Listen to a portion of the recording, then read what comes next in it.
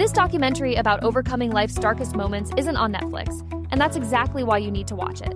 Look, I've been through my share of tough times, and I'm tired of watching feel-good fluff that barely scratches the surface. My Silver Lining documentary on LRodVNetwork.com is different. It's raw, real, and completely transformative. This isn't some glossy production designed to make you feel better for 30 minutes. It digs deep into what it actually takes to turn your pain into purpose. The storytelling is so powerful that mainstream platforms wouldn't touch it. But that's their loss and your gain. You get exclusive access to stories that will genuinely shift your perspective on adversity. I watched it 3 times because each viewing revealed something new about resilience. The convenience of streaming it on LRodVNetwork.com means you can pause, rewind, and really absorb these life-changing insights. Don't settle for surface-level inspiration when you can access something that actually moves the needle. Head to LRodVNetwork.com right now and discover the documentary everyone's missing.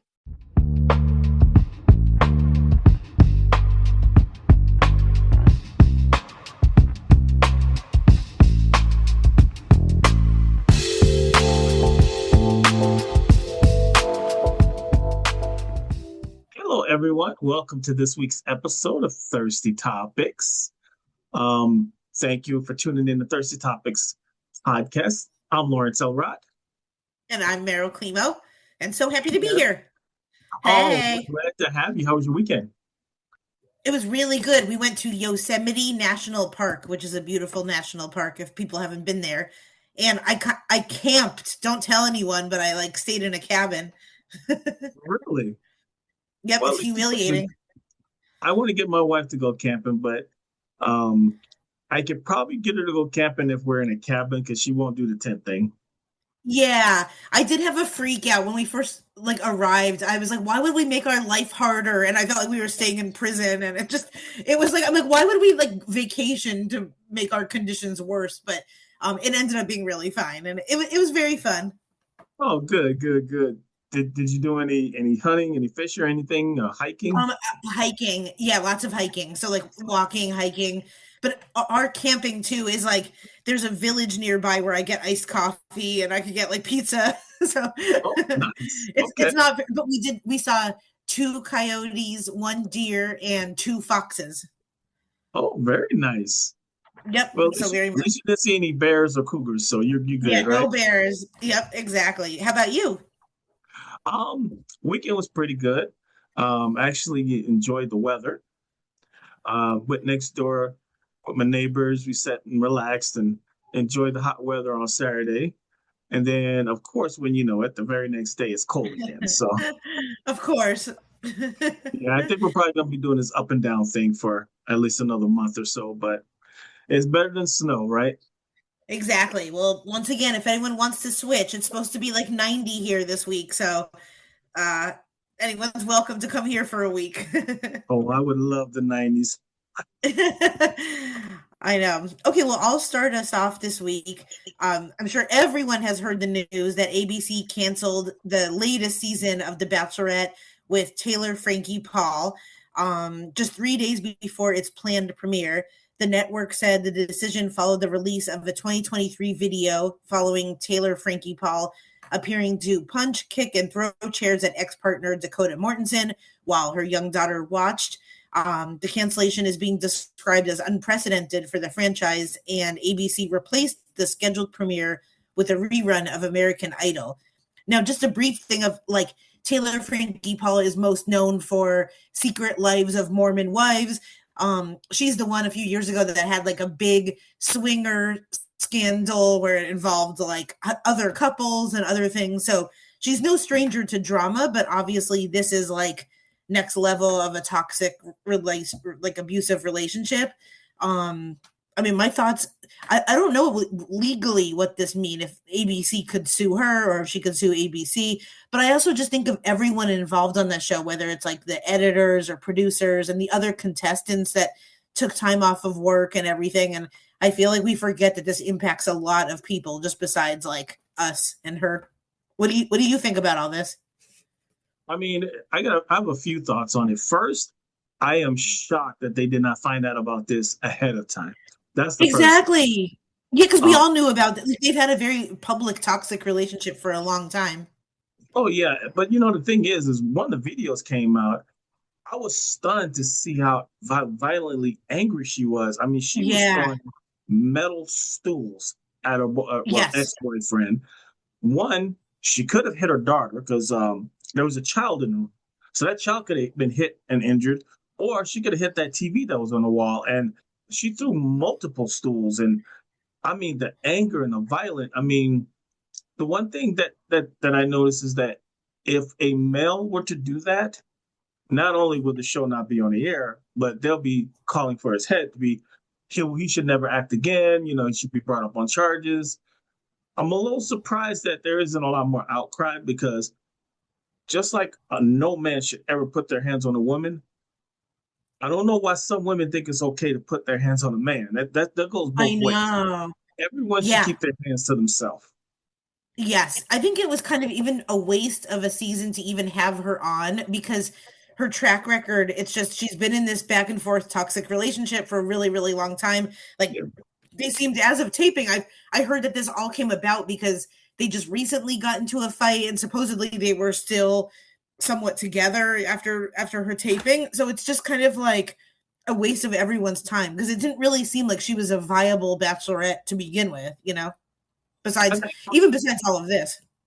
well, I think part of the problem is that, especially when it comes to reality TV, is the networks want that. They want that hot, that pizzazz, that something that makes people want to go, oh crap, let me watch Yeah. this. Oh my god! But this is a great example of how wanting that kind of attention for your show can backfire as well too. Yeah, definitely. I mean, there's like mug shots because I remember even seeing I think this was a different altercation too that she had separate from the video that we saw.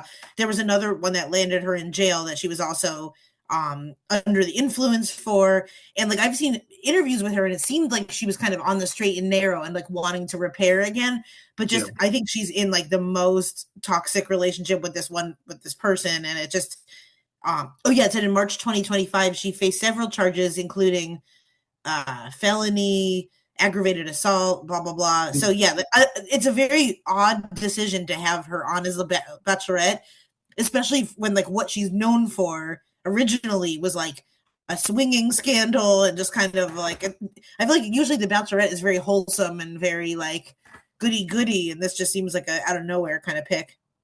Oh yeah, and the other thing that's really crazy too, Merle, is that the information you just shared is public information. So it's not like they couldn't have found this out. Yeah, exactly. Now, this is a tricky one because I saw one TikTok creator say, um, okay, then if we're going to cancel every person that has done domestic violence, then like say goodbye to sports and football, basically, because a lot of those players and a lot of the baseball players like have domestic abuse allegations. I mean, my thought is like definitely, obviously, if we're going to hold someone accountable in one end, we have to do it like all around. But obviously I don't think like a whole football team, it's not like everyone from the Eagles or the Bears, or like not everyone is a domestic violence person, so I think it's a case by case situation, but I agree I with you that if it's like men and women have to be held together, like on the same end of things. Yeah, I mean, I do understand where that person that made that comment is coming from, but there's a big difference in this situation. And to me, the biggest difference is that besides the track record, okay, besides the previous arrests and stuff like that, she's on video throwing these metal stools. Yeah, with her kid right there. So it's not like it's a he say, she say moment. You can actually see it for yourself. So Yeah. I can tell you right now, if a football player did that and there was video, I can honestly tell you their career would be over. It would not be a question. That career would be Yeah. over. So we got to Yes. be careful about that. Allegations is one thing, but when you have proof that you can show, that's a whole different argument altogether. Totally. It's really interesting too because there's rumblings that leaking the video came from Dakota, the guy that just seems to kind of always pop up. But I've also heard a theory that ABC was annoyed that she went back to Dakota and kind of like made a joke out of the whole season. And pretty much they knew that like once the season aired, Taylor Frankie Paul was going to be shown with Dakota anyway. So to like bomb the whole thing. They pretty much just showed this video and kind of said, okay, well, if you're gonna like make a mockery out of this, then we're gonna release it and like, you know, kind of screw the pooch type of thing. But I don't know. I don't know how this came to be, really. Maybe like as the time when we're recording, I don't know. Maybe they'll say where this came from. But I mean, someone had to leak the video to someone. And you know, the other thing that's interesting too, which I don't understand why they're doing this, but the network is enforcing that no talk clause that's in all their contracts. So not only are they not going to show the season of the Bachelorette, but the people on the Bachelorette cannot talk about it. Period. They can't say Yeah, nothing. I went. That probably surprised me a little bit that they did that. I did too. So yeah, I think it's bad all around. It's a bad decision to have her on as the Bachelorette. Like I think when she's normal and healthy, I feel like she does make good TV and she is like a reality personality, but that's not for like a show Finding Love. If anything, she'd be good on one of those like Fear Factor, you know, Traitors or something like that. But obviously too, if someone is throwing metal chairs with their kid nearby, they need to like not worry about being on TV, I think, and really go somewhere to make it safe for everyone and work on things until they're healthy.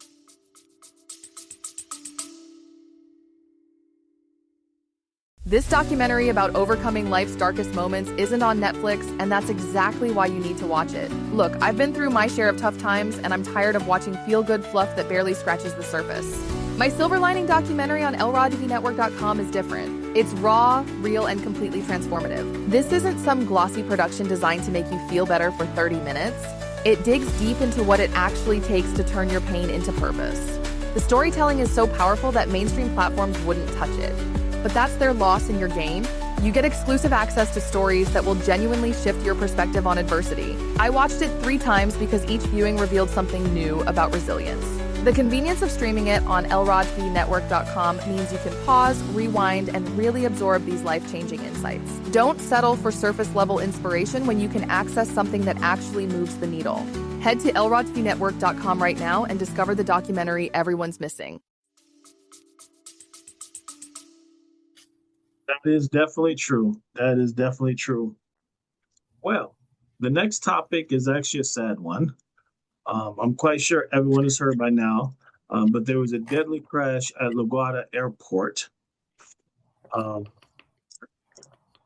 New York AP has reported that an Air Canada jet carrying more than 70 passengers collided with a fire truck while landing at New York's LaGuardia Airport late Sunday, killing the pilot and co-pilot and injuring several others, officials said. Fire truck was crossing the tarmac after being given permission to check on another plane, reporting an odor on board. Before the collision, an air traffic controller can be heard on airport communications frantically telling the fire truck to stop. Roughly 20 minutes later, the controller appears to blame himself, saying, "We're dealing with an emergency earlier." The controller said, "I messed up." Oh gosh. You know, I mean, this to me drums up a lot of different conversations. We talked about Yeah. with the shortage of air traffic controllers has gotten worse. Right now, I don't even know if air traffic controllers are being paid now because of the government shutdown. And then we have more and more traffic in the air. So it's basically like this perfect fireball of things that can happen. And Yep. I mean, it's just amazing that that kind of mistake is made. And granted, we're all human, we make mistakes, but this is a mistake that cost people's lives. Yeah, absolutely. I think I just saw that there was like they found a flight attendant still buckled into her seat, like nicely on, I think it was the Air Canada flight. And it's just so scary. Like I live right by the Burbank airport, and there's a lot of talk. I think we talked about it a few weeks ago, where like someone went from the FAA went like on record saying there's going to be an accident if we don't take care of this, because a lot of times like helicopters will kind of be in the way and everything, and it's like we have the professionals that can ring the alarm doing it. And a lot of times we just are like, yeah, it's not paid attention to, or it's not taken seriously. And LaGuardia is such a busy airport. It's like thousands of people going in and out every day. And like this isn't like a little tiny small town. This is like in New York, so it's so sad and scary. And then I think they shut the airport down, I would imagine, until they can fix things. Yeah, as far as I can tell, the airport is still shut down. But it's just a real sad situation all the way around. And I think the thing that's probably sadder than anything, Meryl, is that a lot of people are saying that even though this is horrific, it's not totally surprising. That's the scary part. Yeah, absolutely. Yeah, very scary. I think in May I fly into LaGuardia, so I'm almost like okay, I'll put that away from. And we have to remember, because I think especially as a fearful flyer, I think this can set people like me back a whole bunch of like, oh God, we work to feel calm in the air, and now it's like this is another thing. We also have to remember, even though this is so sad and so tragic, like this is still so rare to happen, and I think flying is still really safe. So while this is tragic, like I wouldn't want anyone to not like travel or be too afraid to fly, because I still think it's like I still have faith in our planes and our pilots and everyone. That's true. I mean, even with this accident, flying is actually the safest form of travel out there. Yeah. So yeah, it's very, very sad. It kind of makes you a little nervous. And it just comes to all the craziness that's going on right now in this country. And Exactly. this doesn't make it any better. No, and it's so funny because I feel like you usually fear of flying is such a specific thing, but now it's been so crazy that I could see why everyone would feel like apprehensive flying, just because of all like the random needless mistakes, it's just all these things.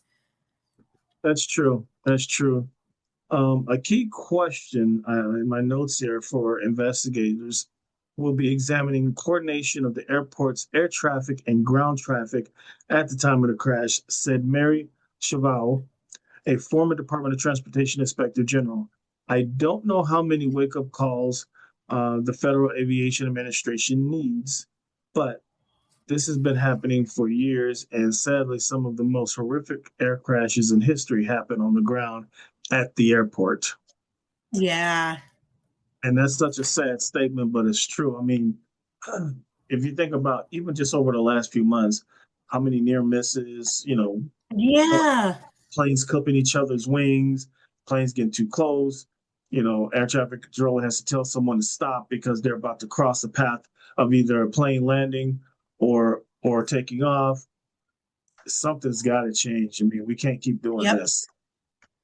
No, and I've even seen like even from arriving, like the lines are so long, and it's like hundreds of people deep, and then just to have that experience, and yeah, it's just and it's not like, oh, a huge thing happened and like the plane fell out of the sky. It's like this really could have been avoided, and it's like however many lives lost is too many by this. So yeah. Oh yeah, I mean, some people are scared of flying and they're worried about the plane, coming down. No one really thinks about losing their life while the plane's still on the ground. No. I'm staying off of my fear of flying Reddit page that I'm usually on today because I don't want to do it. Well, yeah, we'll keep flying, but we'll keep being scared at the same time. Okay, my next one, I'm so excited. I'm obsessed with this one. An LA woman, not me, took home a piece of an Oscars red carpet. So an LA woman named Paige Thalia went viral after retrieving a section of the Oscars red carpet from a Hollywood dumpster that morning after the ceremony. She told CBS Los Angeles that she had recently moved and got the idea because rugs are expensive, and she figured the carpet setup might be discarded after the event. I am totally obsessed with this, and I think like I showed a video of her, and the carpet looked like a little bit dirty, but I think that to me that's so funny and cool to like if I was going to go visit my friend and they had an Oscars carpet at their house, like I think that is so hilarious and a very funny like silly thing to do, and it's a good use of someone's free will in this lifetime. I agree. And the thing too, Meryl, is a lot of people don't realize, they buy that carpet new. That's brand new carpet that they're putting down. Yeah. And literally they're just throwing it away. And what's interesting about the story is she didn't just go dumpster diving. She actually asked permission and they said, go help yourself. And Yeah. I'm like, you know what? If they're gonna let you get that carpet, brand new carpet, I mean, worst case scenario, you may have to shampoo it or vacuum it or whatever. You Right. don't want to Right. shampoo it, but I mean, carpet is very expensive. And hell, if you can get it for free, lay it down yourself or get someone to lay it down, by all means, that is a great way of recycling. I think so too, and I think that's just so funny and to have in your house and such like a good conversation starter. And Mhm. I think that's hilarious. Like I love that. I'm actually surprised that the Oscars doesn't put out like an ad or on social media saying, "Hey, we're throwing out all this carpet. I If you want the carpet, know. let us know, and we'll give you permission to grab some carpet." Because it's better than just throwing it into a dumpster, going into a waste field. You know what I mean? Totally. But they probably So think in this day and age someone would pick it up and like get like a splinter in their nail and like sue the Oscars. And someone will be like, I picked up the carpet and now my wrist is broken and I'm suing the Academy. So that is so true. That is actually a good story, though. I like that. yeah, me too. This is something interesting, and this is the fascination with FinTok. Merle, have you ever heard of the term FinTok before? Oh yes, I have. Ah, okay. Well, for those of us who don't know or just finding out about this, FinTok, or as is professionally known as financial TikTok, is a popular sub-community on TikTok dedicated to finance-related content, including budgeting, investing, saving, and cryptocurrency advice. Creators known as finfluencers provide bite-sized audiment aimed at increasing financial literacy, but space carries risk of misinformation. So I actually like this. Now, of course, whenever you get information on the internet, yeah, you definitely Yeah. want to make sure you verify first. But some of the key aspects that I like is that it's content focused, covering debt repayment, stock trading, credit scores, taxes, and side hustles, often gaining billions of viewers under tags like hashtag personal finance and hashtag stock talk. One of the things that I like about this, Merle, is that especially in the African American community, financial literacy is not taught in schools. A lot of Yeah. times you don't learn about financial literacy until you become well into your adulthood. I would love to see that change because once you know how money works and about financial literacy, you're like a thousand steps ahead of the game to me once you Yeah. graduate from high school. But the thing is that a mix of everyday people are sharing personal finance journeys, professional financial advisors, and influencers. Popularity resonates strongly with Gen Z and millennials seeking accessible financial education beyond traditional methods. Now, there's our risk and benefits to this. While it helps normalize conversations about money and boost financial awareness, it can promote dangerous get rich quick trends and non Mhm. personalized advice. So you definitely want to make sure that you check this stuff out before you do it. Yeah. The common sense stuff about working budgets and stuff like that, knowing how credit works, definitely you want to do that. But if you start seeing, hey, invest in this, you'll triple your money, whatever, be a little careful about that. Exactly. Or especially if they end all their videos with like, and the only way to learn is to buy my course, or if they're selling a course, and then I don't really want that either. I think it's so interesting because it's like I think there's like a financial philosophy for everyone, and you can really curtail it to what you believe in life. Like I think some people like to save more, and they're more interested in like learning how to cut corners and save and budget. I'm definitely of the mindset of like I'd rather kind of be sometimes a little sloppy with my money, but then just try to like earn more all the time. And I'm kind of more of like a let me just try to make more and like not invest energy too much into couponing and all that Mhm. stuff. So I think anything is right as long as it works for someone. And I love that online there's like a community for everyone, whether you're trying to just make more money or you're trying to pay off debt. But I know, like, there's different philosophies for paying off credit cards, and I think it's just finding which one works for you and which one works for your family and your goals.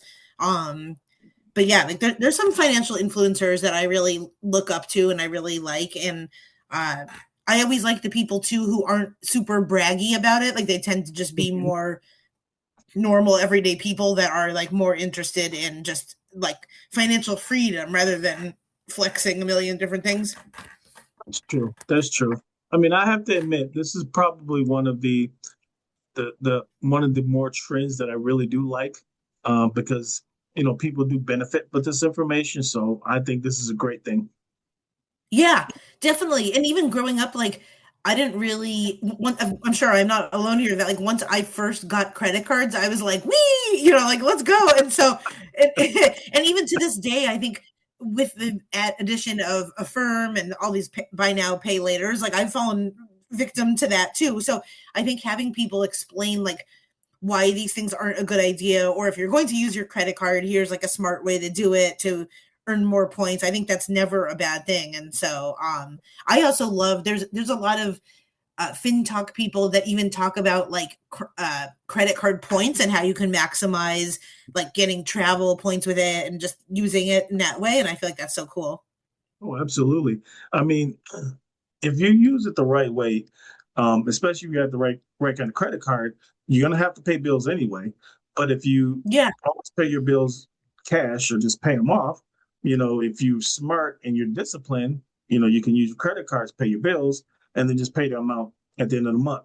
You still don't have any debt, but what happens is like you say, you start gaining points where, hey, maybe you get a free trip out of it. Maybe you get a free airline ticket out of it. You know what I mean?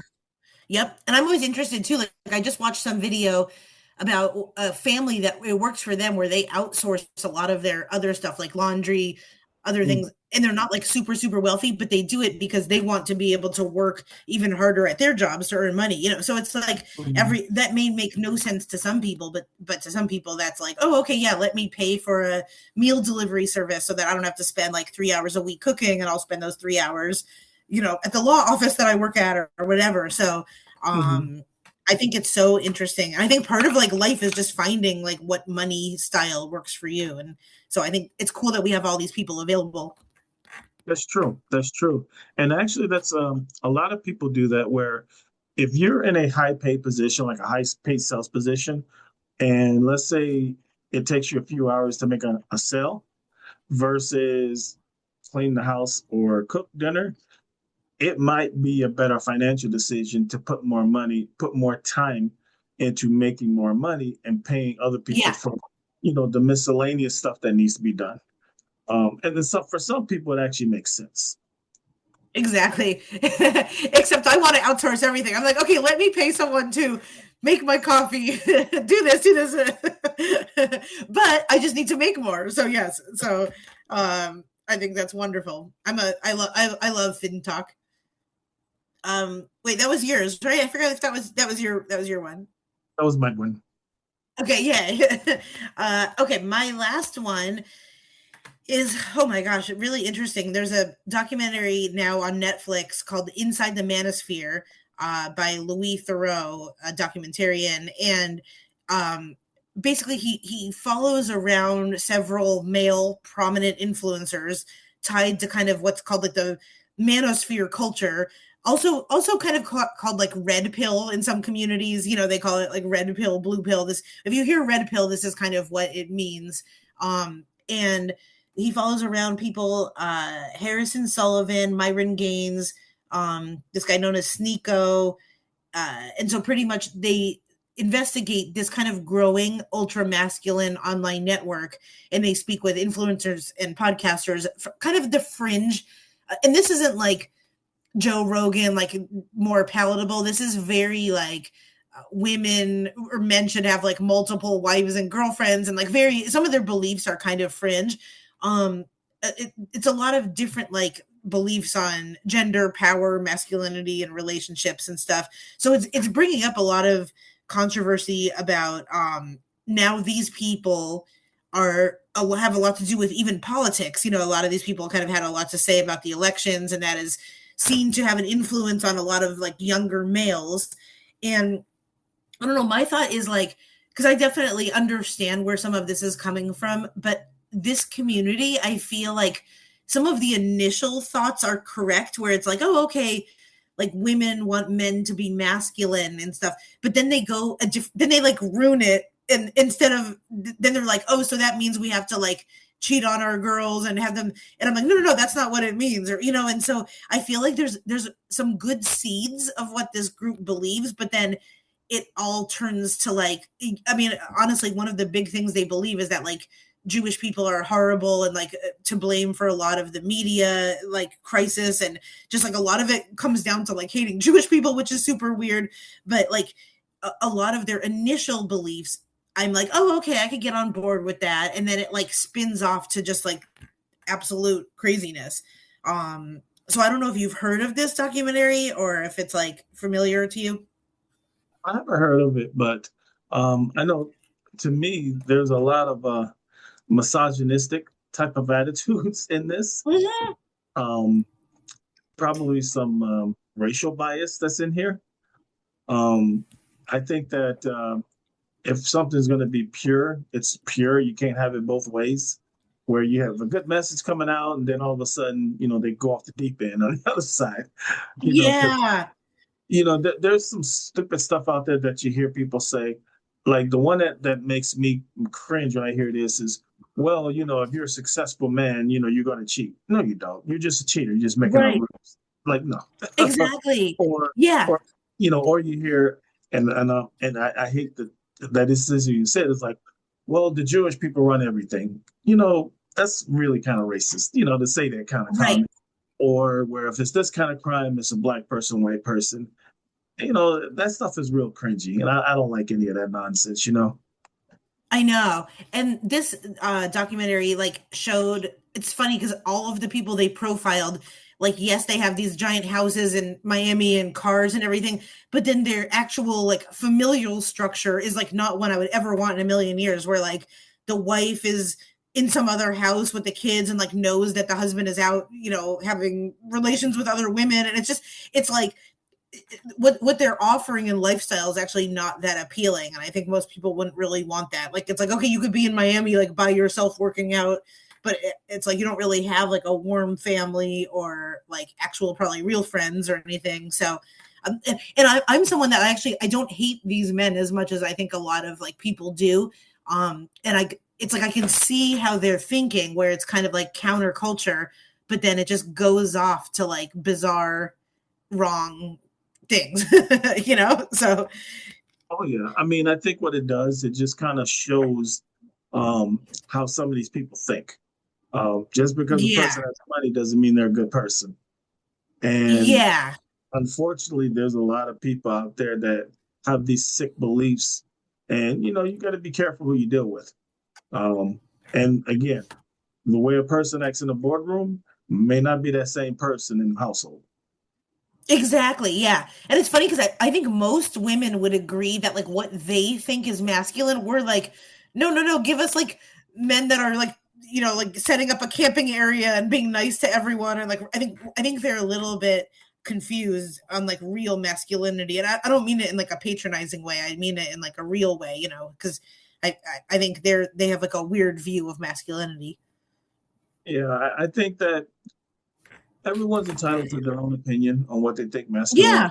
masculinity is, but I think it's up to that individual man to determine if they feel they're a masculine male or not. Because some men may feel that, hey, I'm a masculine man. I like working on my cars. I'm not paying for oil change. I'll do my own. Yeah. And I'm here to tell you, I'm not doing any of those things. Yes, I have an opinion. Exactly.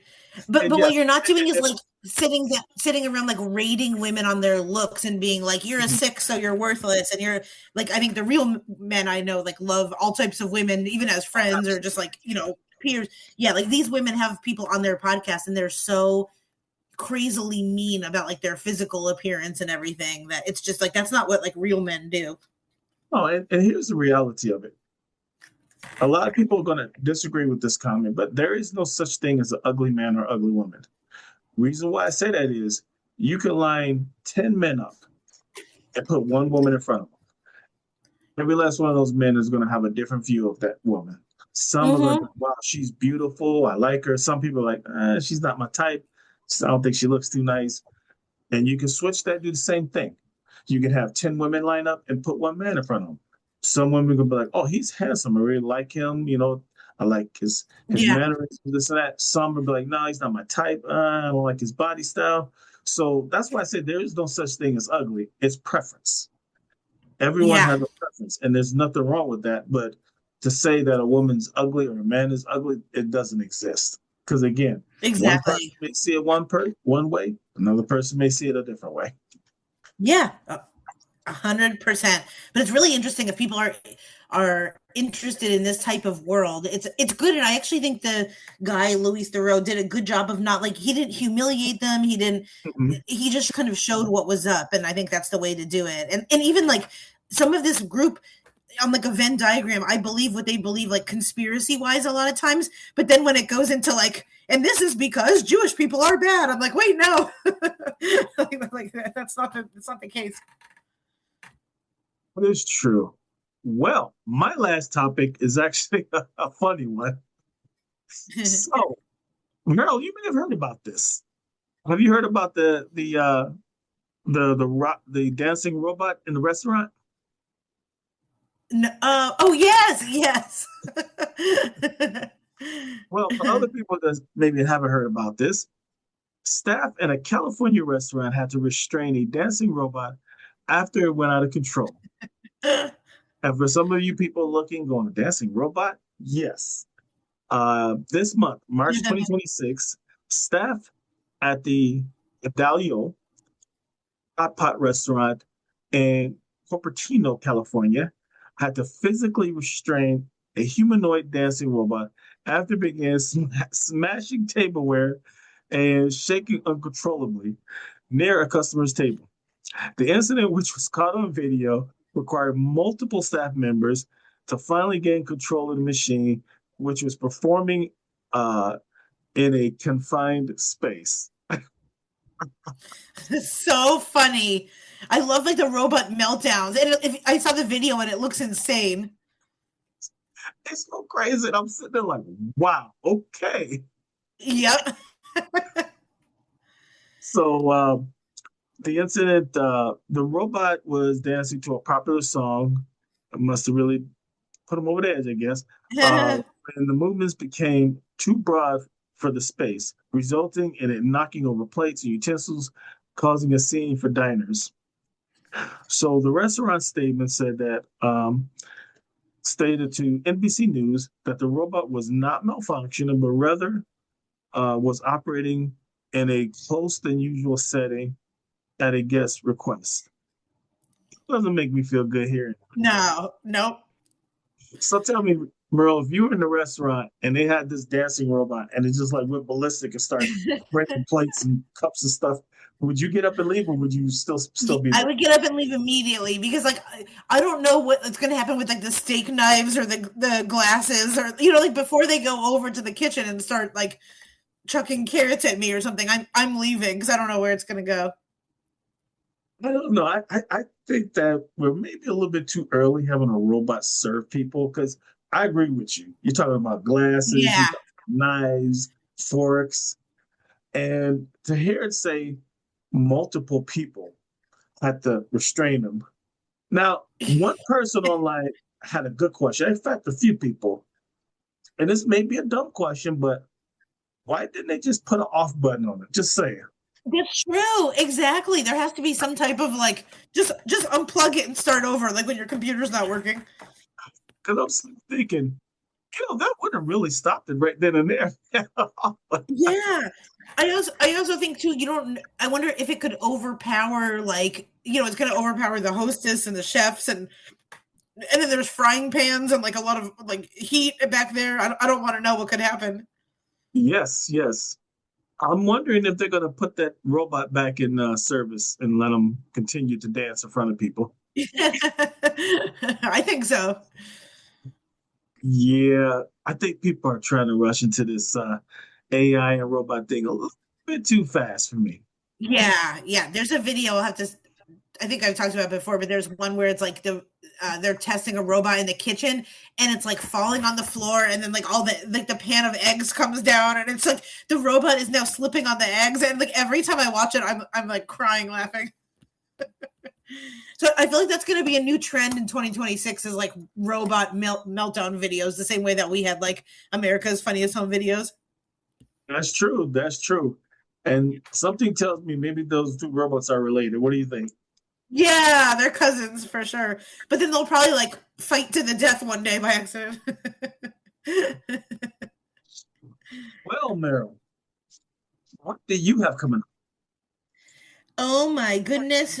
Well, let's see. Next week I'm at Flappers. I've mentioned this a bunch of times, but my good friend Miles, a comedian, Miles Otway, has a show called Miles Mates, and it's Tuesday, March 31st at Flappers in Burbank. All right, everyone. If you in the area, please go out and support Meryl. Meryl would love to see you. I would. Not the robots, though. That would be kind of scary. You go on stage and all of a sudden half of the audience is robots. I mean, honestly, sometimes that would be like a welcome change to what's happening in real life. But sometimes I don't even know what the audience is. But yeah, it's great. That's true. That's true. Well, everyone, thank you so much for watching us. Thank you for supporting us. Please continue to watch us on lrodtvnetwork.com. On lrodtvnetwork.com, besides our show, you'll also have the opportunity to see other things as well. Or you can continue to listen to us on all of your major podcast platforms. So we're on Spotify, we're on YouTube, iHeart, Apple, and all the other major ones as well. So thank you again. I'm Lawrence Elrod. I'm Meryl Climo. Bye, everyone. Bye.